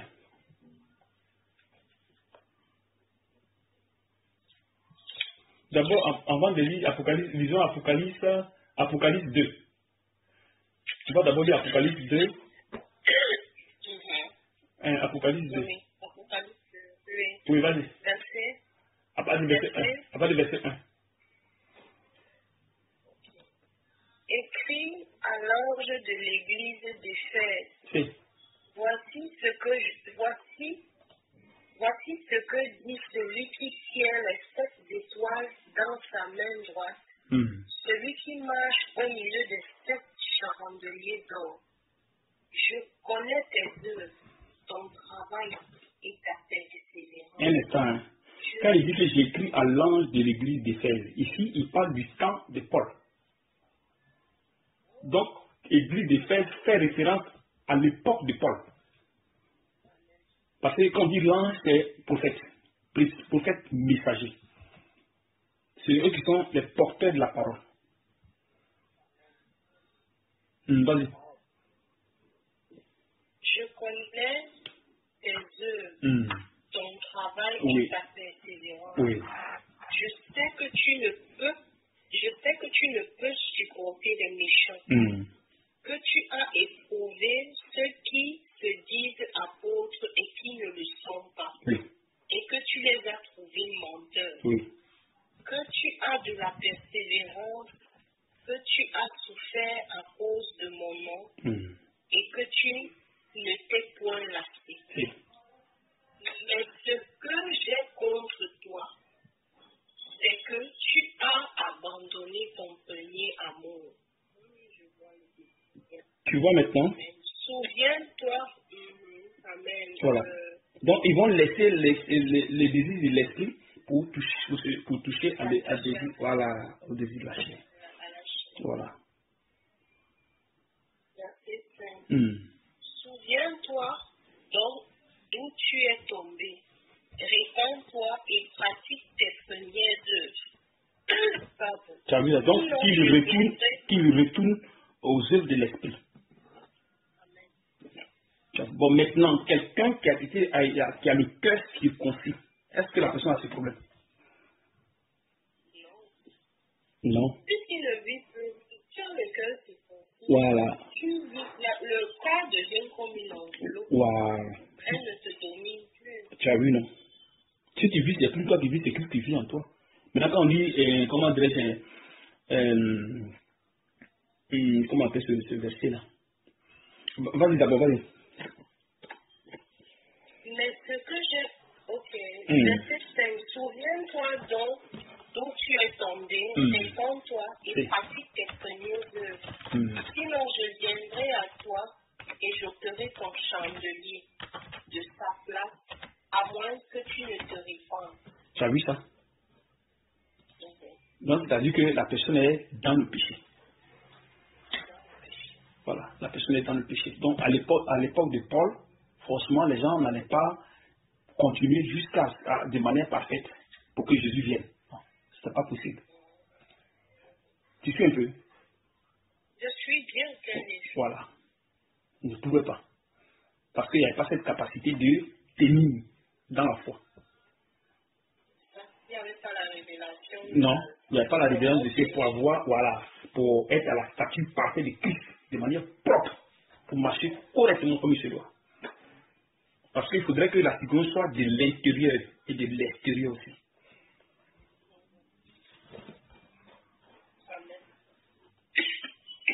Disons maintenant, comment dirais-je,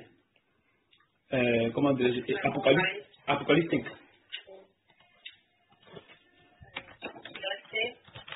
Verset 1. Verset 1.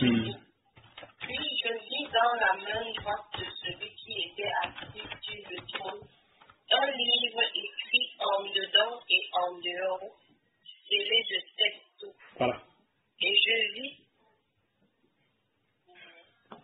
vis un ange puissant qui criait d'une voix forte, qui est digne d'ouvrir le livre et d'en rompre les sceaux. Verset 3. Et personne dans le ciel ni sur la terre, elle ne put ouvrir le livre ni le regarder. Ouais, qu'est-ce qu'il dit? Elle ne pas, tu m'écris bien. Il dit qu'un livre écrit en dedans et en dehors, scellé de 7 sceaux, scellé de 7 sceaux.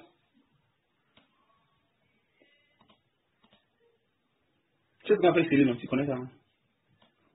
Oui, scellé, c'est un livre, c'est comme quand on ferme scellé, c'est fermé, c'est bloqué, carrément. Oui, voilà, tu vois un peu. Scellé les 7 sceaux. On parle de 7 ici, pourtant on parle de 7 églises. Donc ça dit que le type de cette église, il y avait quelque chose qui devait être révélé. Donc lui qui devait révéler ces choses-là, c'était le Christ lui-même. Donc personne n'était digne de déceler ces choses-là. Vas-y. Vas-y. Et je pleurais beaucoup de ce que personne ne fut trouvé digne d'ouvrir le livre ni de le regarder. Voilà, tu as vu? Et l'un des vieillards me dit, ne pleure pas. Voici le lion de la tribu de Juda, le rejeton de David, a vaincu pour ouvrir le livre et ses 7 sceaux. Voilà, tu as vu? Donc c'est lui qui va venir ouvrir le livre.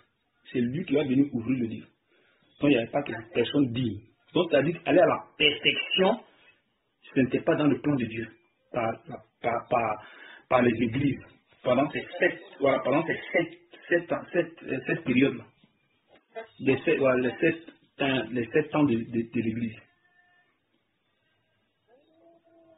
Parce qu'il avait scellé. Donc il y a des choses à l'intérieur qui doivent être révélées. Voilà, il y a des choses à l'intérieur qui doivent être révélées. Tu vois un peu. Amen. Vas-y. Et je vis au milieu du trône et des 4 êtres vivants et au milieu des vieillards un agneau qui était là comme immolé. Il avait 7 cornes et 7 yeux, qui sont les 7 esprits de Dieu envoyés par toute la terre. Il vint et il prit le livre de la main droite de celui qui était assis sur le trône. Quand il eut pris le livre, les 4 êtres vivants et les 24 vieillards se prosternèrent devant l'agneau, tenant chacun une harpe et des coupes d'or remplies de parfums qui sont les prières des saints. Les prières des saints. Ok, il faut t'arrêter là. Donc tu vois ici que les 7 sceaux étaient scellés. Donc celui qui a la capacité de le faire, c'est Jésus-Christ lui-même.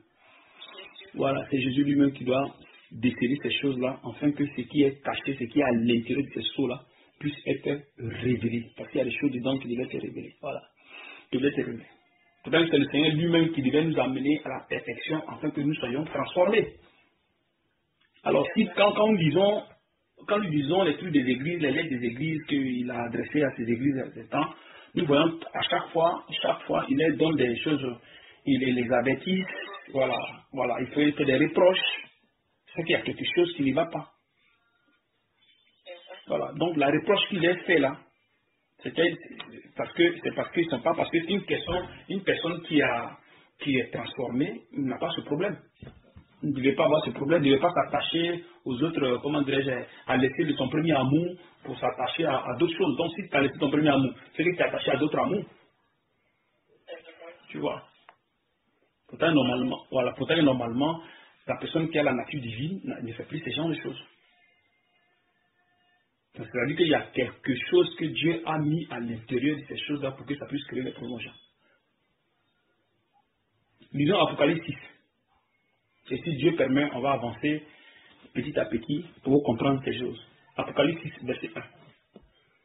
Apocalypse 6, verset 1. Je regardais quand l'agneau ouvrit un des 7 sceaux, oui. Et j'entendis l'un des 4 êtres vivants qui disait, comme d'une voix de tonnerre, tiens. Je regardais, et voici parut un cheval blanc.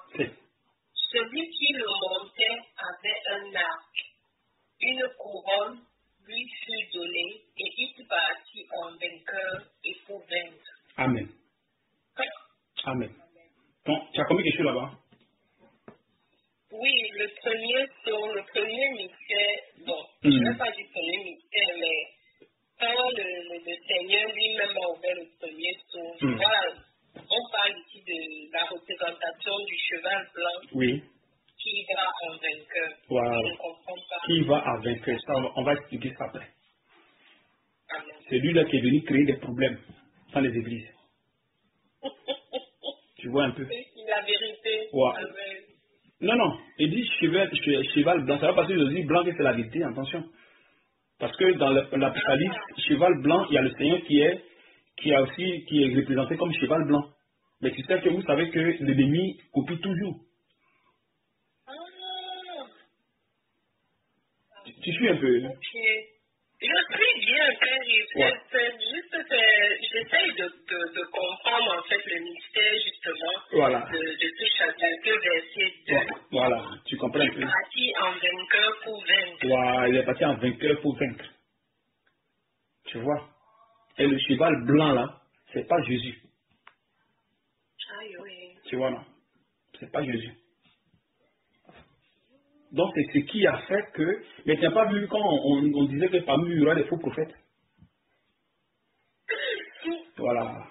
Donc c'est ce cheval-là qui va entraîner ces gens-là à aller attaquer à la vérité. Donc il va se faire comme vérité. Tu suis un peu ce qu'il dit. Voilà. Il va se faire comme vérité et comme ça les gens vont le suivre.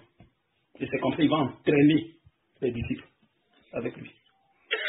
Ok, amen. Apocalypse, c'est un mystère. Amen. Tu suis un peu, non? Je n'ai rien compris. Amen. Donc l'apôtre Paul avait déjà vu ces genre de choses. Qu'il arrivera des gens qui vont venir, comment dirais-je, enseigner d'autres doctrines. Avec les fausses doctrines. Voilà. Avec les fausses doctrines. Donc s'ils avaient le cœur circoncis, bon, lui il n'aurait pas de problème. Il serait resté tranquille, sans problème. C'est vrai. Tu vois. C'est vrai. Ok. On s'arrête là. La prochaine fois, je pense qu'on va... Hein, tu dis, hein? J'ai déjà bien compris. Amen. J'ai bien compris. Mon coup de macabon, la ronde crie, tu es obligé de découper encore un peu. Voilà, tu as vu, non? Voilà. Donc, quand vous voyez qu'à chaque fois, je vous dis, faites attention parce que vous n'êtes pas encore mûr pour affronter le dehors. Parce que le dehors, là, ils vont vous faire croire ce qui n'est pas. Et vous allez voir que, c'est la vérité, hein, c'est la vérité, mais au fond, c'est pas ça. Parce que le cheval blanc là-bas.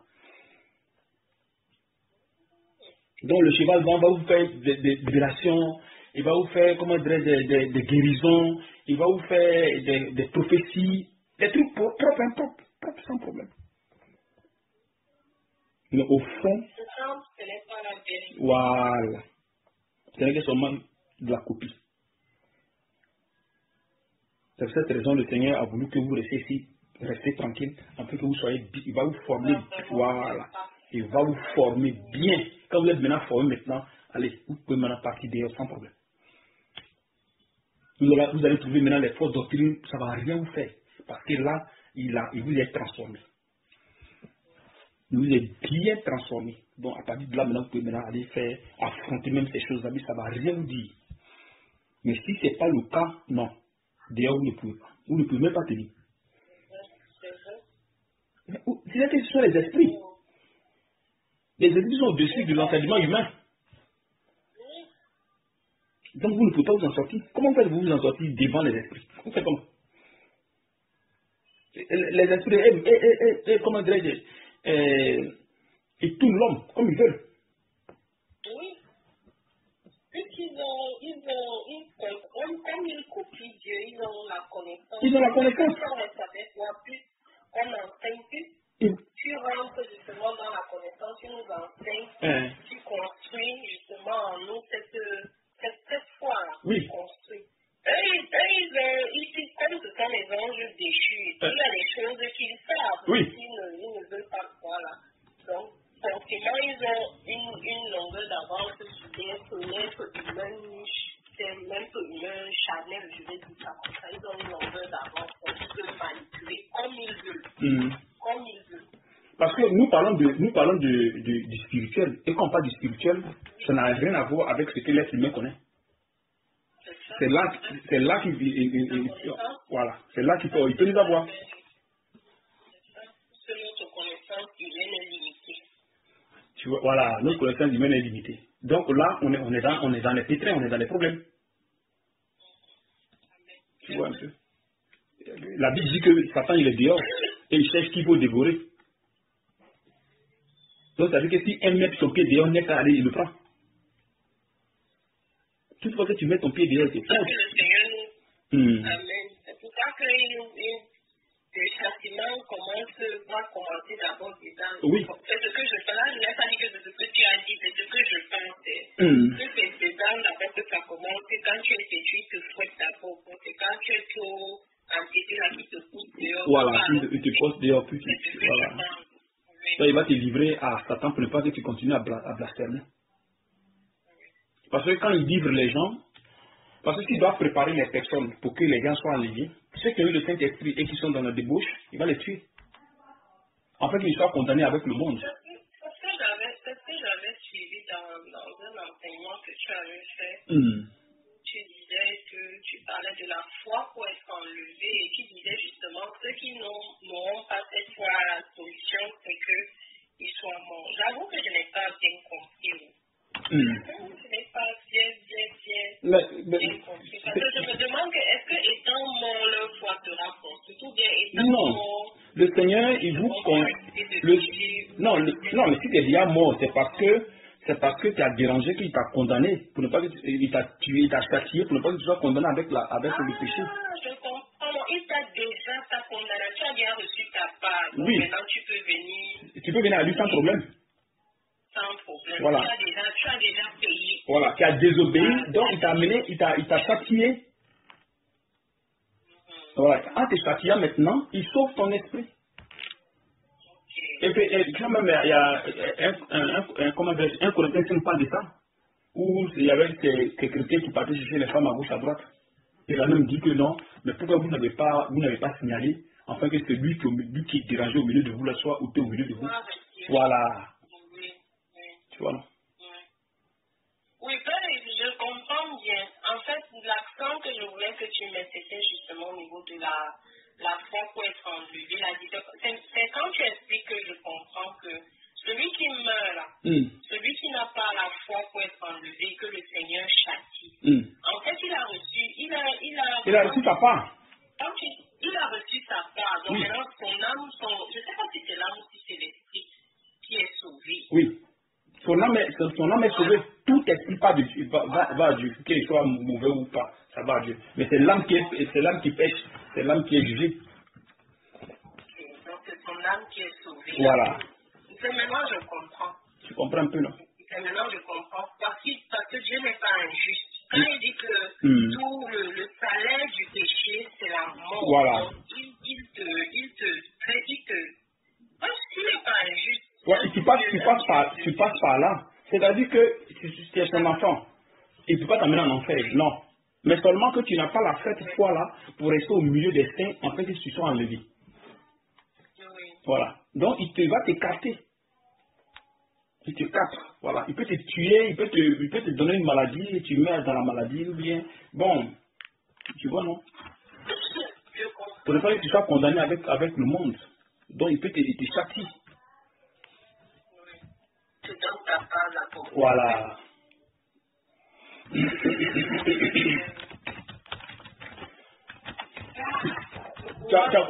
Tu as compris un peu? Oui, j'ai compris. Non, autrefois, tu n'avais pas compris. Bon, autrefois, je me demandais, mais pourquoi?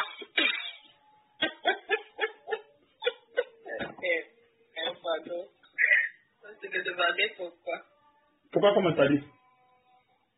Pourquoi? Dans le sens où le Seigneur, pour sauver ton âme, te tue. Ça, je ne comprenais pas ça. Pour sauver ton âme, te tue. C'est maintenant que je suis en train de comprendre parce que c'est un Dieu de justice. Il ne parle pas contre sa parole. Et comme j'ai dit, le salaire du péché, c'est la mort. Donc, il doit, puisque tu pêches, tu désobéis, il y a une sentence. Oui. Tu passes par la sentence. Et maintenant, comme tu es son enfant, eh bien, il récupère ton âme est sauvée. Donc, c'est maintenant que c'est clair dans ma tête. Sinon, ce n'était pas clair la première fois que j'ai écouté ça. Amen. Lisons 1 Corinthiens 11, avec le verset 8.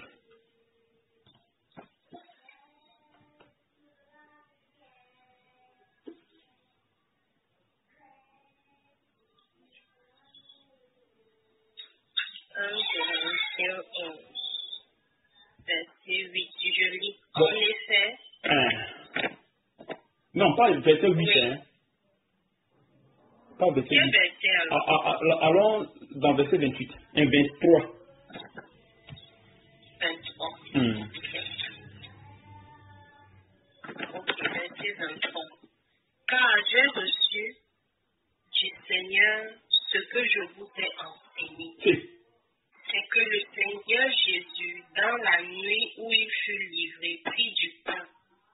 Et à après avoir rendu grâce, le rompit et dit, ceci est mon corps qui est rompu pour vous. Faites ceci en mémoire de moi. De même, après avoir soupé, il prit la coupe et dit, cette coupe est la nouvelle alliance en mon sang. Faites ceci en mémoire de moi toutes les fois que vous en boirez.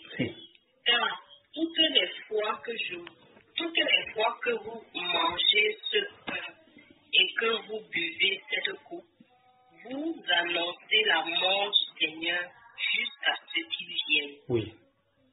C'est pourquoi celui qui mangera le pain ou boira la coupe du Seigneur indignement sera coupable envers le corps et le sang du Seigneur. Indignement, ça veut dire que toi.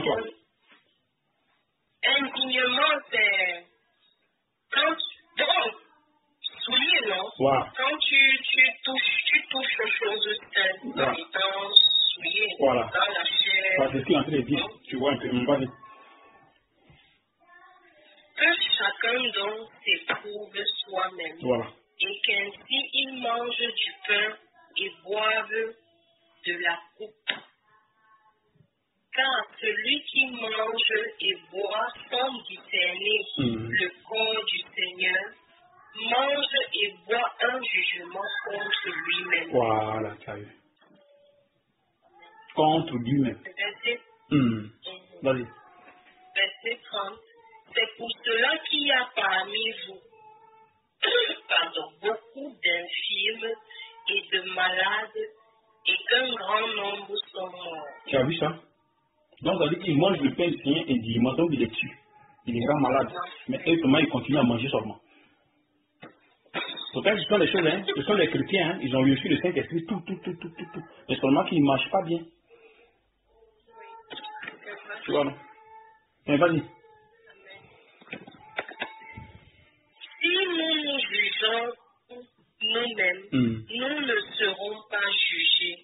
Mais quand nous sommes jugés, nous sommes châtiés par le Seigneur afin que nous ne soyons pas condamnés avec le monde. Voilà, tu as vu ça? Mais quand nous sommes jugés, nous sommes châtiés par le Seigneur afin que voilà. Donc quand nous sommes dans la désobéissance, nous sommes dans le péché, Dieu nous tue. Voilà. Pour ne pas que tu sois condamné avec le monde. Le monde sera condamné. Donc pour ne pas que tu sois aussi dans le rang du monde, lui maintenant il va te tuer, donc il va te châtier, donc il fait déjà ta justice. Tu vois? Voilà. Quand il te tue maintenant, après maintenant, il vient maintenant te sauver maintenant. Quand il va venir vous prendre. Il vous retire. Parce que normalement, c'est comme ça le Seigneur fait. C'est-à-dire dans l'Ancien Testament, quand quelqu'un est dérangeait, on retirait la personne du groupe, de l'assemblée. Pour ne pas qu'il infecte tout le monde. Voilà. Quand nous lisons 1 Corinthiens 5, la même, c'est écrit là-bas. Paul avait dit à ces gens, pourquoi vous n'avez pas signalé ce cas du fait que ce gars-là a couché avec la femme de son père. Donc c'est pareil. Peut-être les gens qui ont reçu l'esprit, hein. Quand tu dis 1 Corinthiens 3, la même, tu trouves ça là-bas. Ils ont bien reçu l'esprit. Oui, ils ont reçu l'esprit. Oui, dans la Pentecôte. Voilà.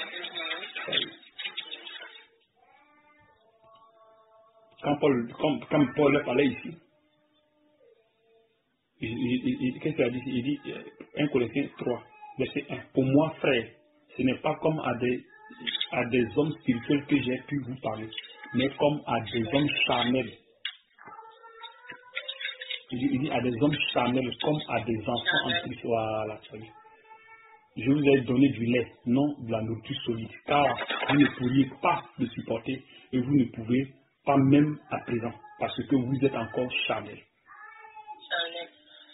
En effet, puisqu'il y a parmi vous de la jalousie, il y a eu des gens qui ont reçu des coups, il y a la jalousie parmi eux, les disputes.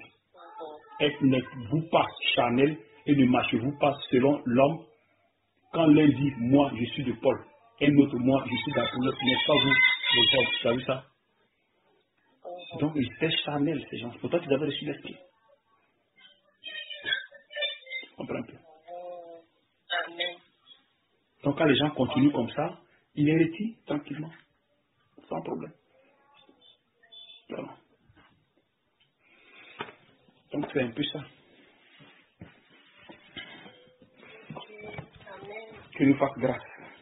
On fait qu'on puisse comprendre ta parole. Amen. Il a fait grâce aujourd'hui, j'ai quand même compris. Tu as servi maintenant, c'est que tu n'as pas servi autrefois.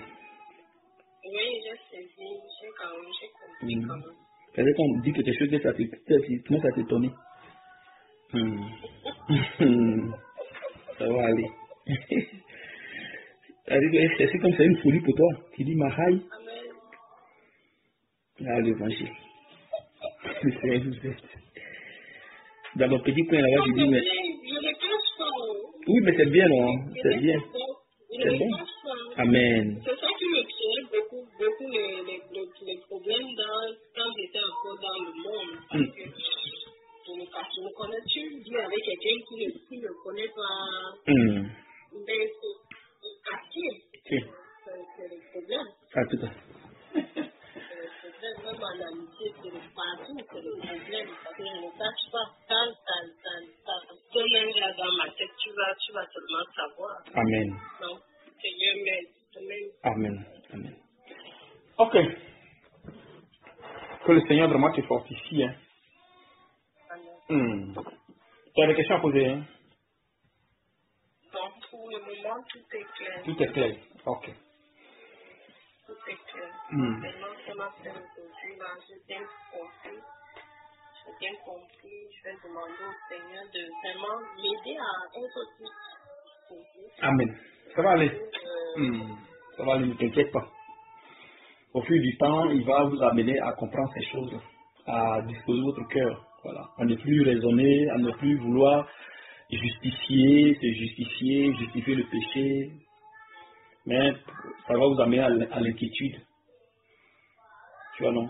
À la tristesse, jusqu'à ce que, allez, ça vous quitte. Puisqu'il fait tout par obéissance. Donc, si quelqu'un est dans le péché, il ne peut pas être obéissant. Comment il peut être obéissant après? Comment il fait? Quelqu'un est dans le péché, il ne peut pas être obéissant. On se dit souvent, comme on est dans la bergerie, il y a sa grâce. Mais la grâce, on obtient la grâce. On obtient la grâce de Christ. Hein. Parce que lui, il a obtenu la grâce aussi, dans l'obéissance. C'est pas que la grâce est venue comme ça tomber du ciel. Non. Il a souffert. Il a souffert. Mais lui-même qui est Dieu, il a souffert. Maintenant, vous n'avez pas souffert. Voilà le problème. Lui-même qui est Dieu, il nous a créés, il nous est venu ici. Il a enlevé même le désir même de tout qu'il a enlevé pour qu'il sente même le mal. Donc après les musulmans se moquent de nous. Comment votre Dieu là, il mange, il va aux toilettes, il fait ceci. Tu vois? Un Dieu qui meurt. Jusqu'à me dire que Jésus même a eu enfant, il a eu papa, Seigneur Jésus.